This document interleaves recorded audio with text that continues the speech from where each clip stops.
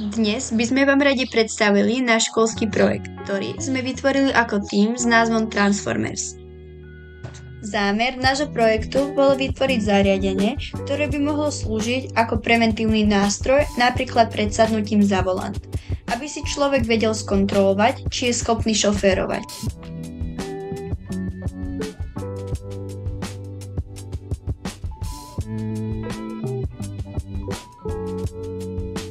Mikrobit sme pripojili k senzorbitu a na pin 1 sme pomocou káblika pripojili senzor alkoholu.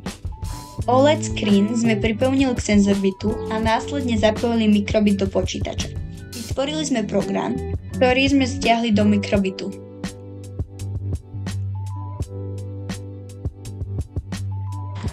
Hodnota nameraná alkohol senzorom sa uložila do premenej P. Ak je jeho hodnota vyššia ako 40, považujeme ju za pozitívnu.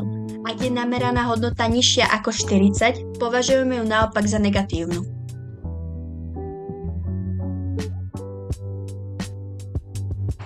Teraz môžete vidieť náš projekt zblízka. Nachádza sa tu mikrobit, senzor alkoholu a OLED displej.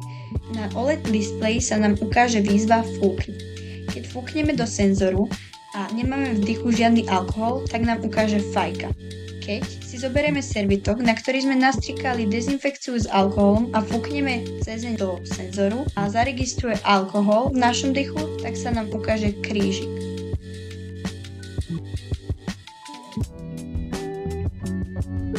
A to sú fotky nášho projektu.